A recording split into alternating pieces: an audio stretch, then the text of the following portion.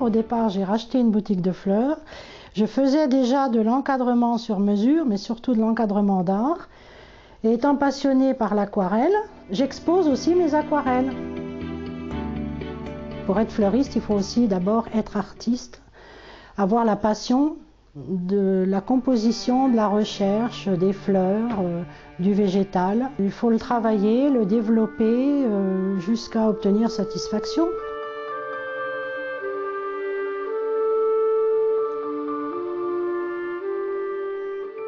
Dans une composition florale, il faut une harmonie pour que la composition soit belle, une harmonie dans les couleurs, dans la forme.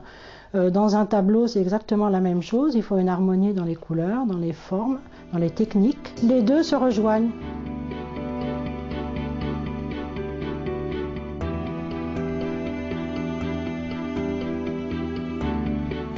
Que je fasse une composition florale ou une aquarelle, ce qu'on peut retrouver en commun, c'est le ressenti de l'artiste. Finalement, c'est moi-même qui le fais et vous retrouverez à travers ces deux compositions la même artiste. Comme je ne peux pas être à l'extérieur devant mon paysage à peindre, que je peins à l'intérieur, la photo me sert de base de travail.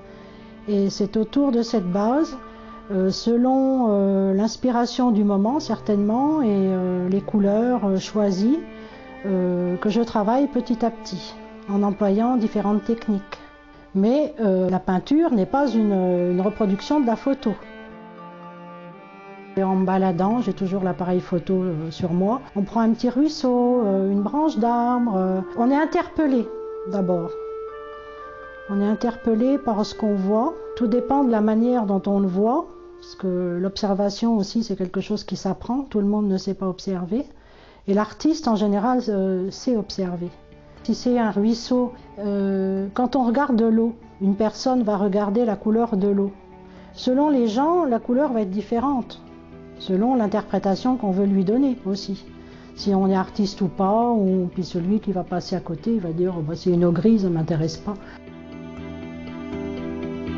En fait, au fur et à mesure qu'on travaille, on se découvre, on découvre les possibilités existantes de l'aquarelle, qui sont parfois surprenantes et qui sont passionnantes.